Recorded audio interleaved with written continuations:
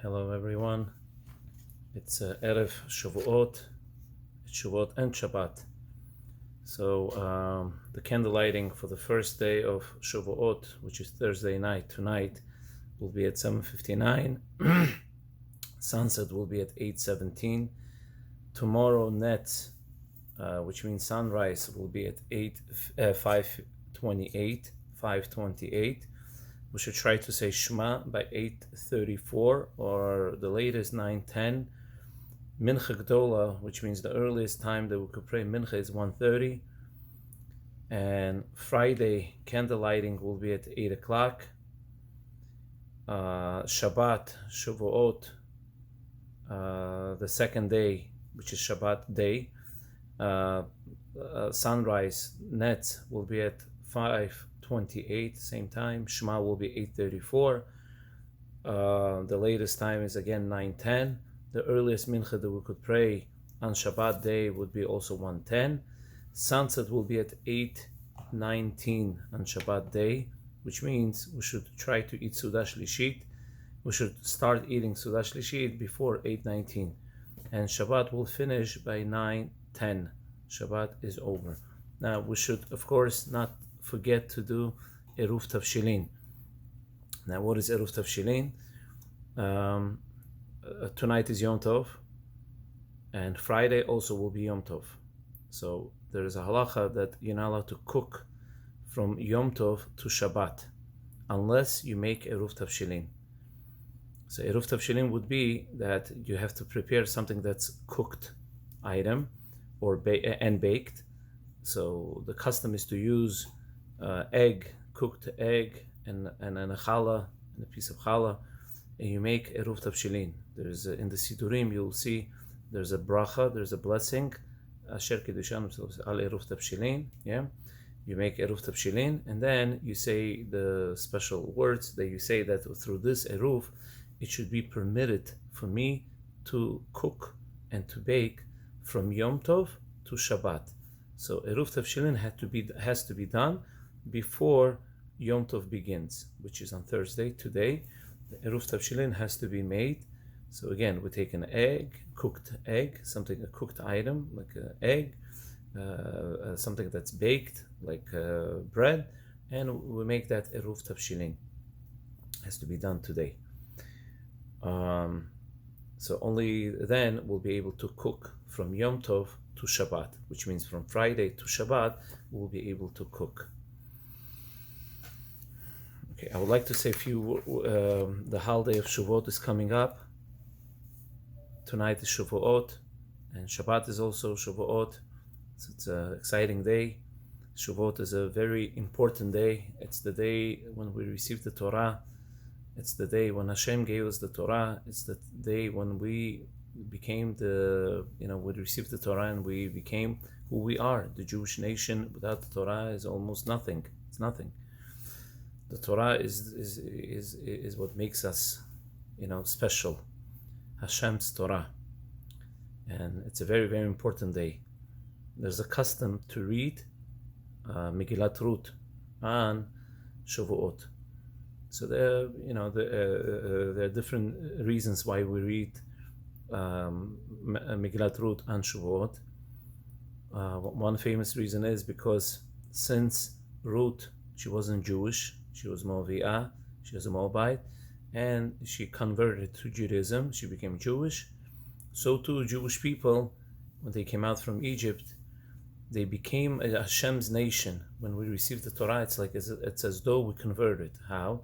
Not converted, but we accepted the Torah. We accepted 613 mitzvot upon ourselves.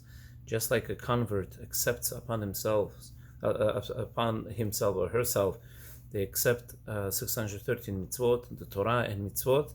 So too, Jewish people, they accepted by Har Sinai Torah and mitzvot to keep the Torah and to keep the mitzvot. So therefore, we have a custom to read Megillat Ruth.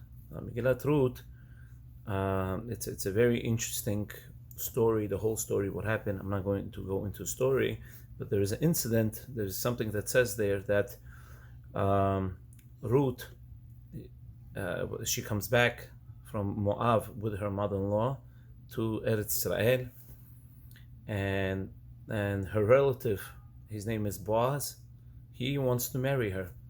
Why did he want to marry her? Because he wants to do a mitzvah of Yibum.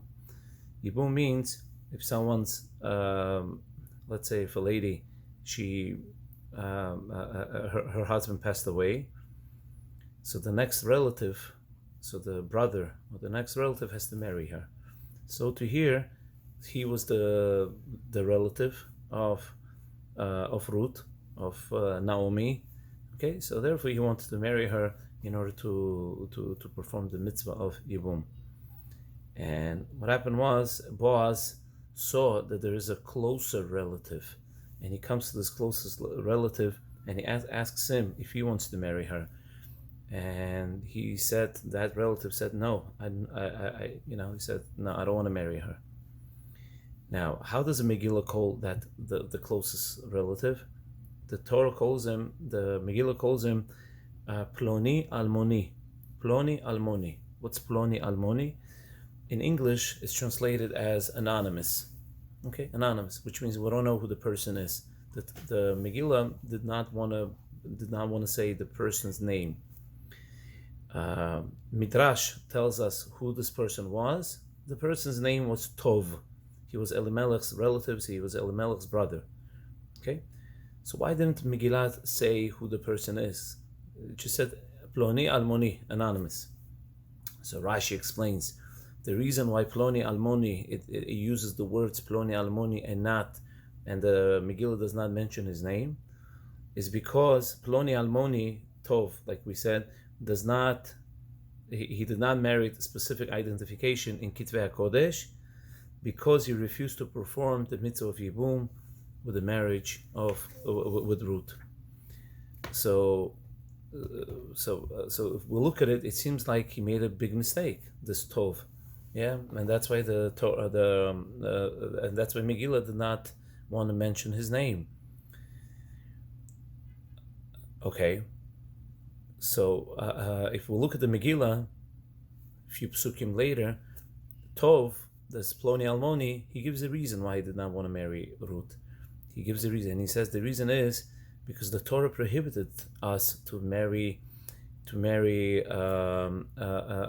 Moabite ladies. It says in Torah that Ammoni Moavi cannot become Jewish. They can, and we're not allowed to marry them. So that was the reason why he did not want to marry Ruth. But we know we have a tradition that says only men cannot convert. Only Moabite men cannot become Jewish. They cannot convert.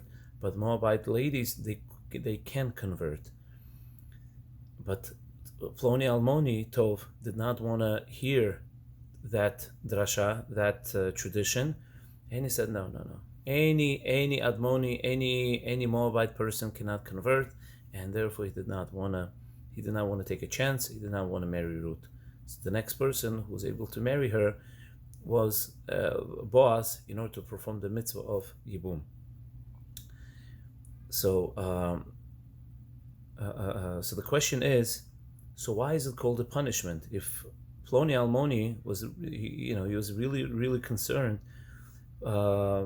He was concerned maybe he's doing Torah prohibition by marrying Ruth. So why did the Torah did not why didn't Megillah did not want to mention his name, the Ploni Almoni's name? Like, why was such a big why did Megillah have to give a punishment? Like the Megillah did not want to reveal his name. So one of the commentaries, Nachalat Yosef, gives an explanation. He says like this, that of course Ploni Almoni did not do anything wrong. He did not do anything wrong by not marrying Ruth. There's no Aveira, there's nothing. But the problem with Ploni Almoni, what was his problem? He did not do wrong, but nevertheless, he did not do anything right. So even though he did not do anything wrong, but he did not do anything right. Now, so that's the lesson that we'll learn from here. Meaning, if he would marry Ruth, why? In order to perform a mitzvah of Yibum, he would have gotten a mitzvah. But Boaz, who married her, eventually had a grandson. Had a grandson. David HaMelech came from Ruth and from Boaz. So something great came out. Now we'll learn a great lesson from here. The lesson is sometimes, many times, a friend asks us for a favor. Let's say a community asks us for a favor. So sometimes we're afraid to do that favor. Maybe we get nervous or something. So a person will refuse. He'll refuse. He'll refuse to do a favor for the community or for the friends, for someone person. Now, did a person sin? Did he do anything wrong? No, he did nothing wrong by refusing doing a favor. But at the same time, he did not do something right. He did not do anything right. That's the lesson that we'll learn from here. There was a story that said about Rav Eliyahu Dessler, the author of Michtam Eliyahu. He was one of the greatest Hashkafa Musar works that are written in the last century. So it was said about him that in the town of Gateshead, there was a shochet. His name was Rav David Dryan, and he wanted to open up a kollel. Now, at that time, it was very difficult to open up a kollel. It was unheard of to open up a kollel. So he sends a letter to 22 people, asking them, 22 rabbis, asking them if they are interested to open up a kollel in the town of Gateshead. 20 of them never responded. 2 of them responded. One of the responses was no. The other response was, maybe if you come to London, we'll talk about it. So who said maybe if you come to London next time when you're in London, we'll discuss it? That was Rabbi Eliyahu Dessler. Eventually, Rabbi Eliyahu Dessler, he came to Gateshead. They opened up this kollel, yeshiva, and everything. Eventually, we moved on to Eretz Israel and became very, very famous mashgiach. So, Rabbi Eliyahu Dessler answered to the call, and something great came out from him. But what happened to the other 21 people or 20 people? What happened to them? Nobody knows. They became the next Ploni Almoni. They became that anonymous person. Have a great Shavuot. Shabbat Shalom. Chag Sameach.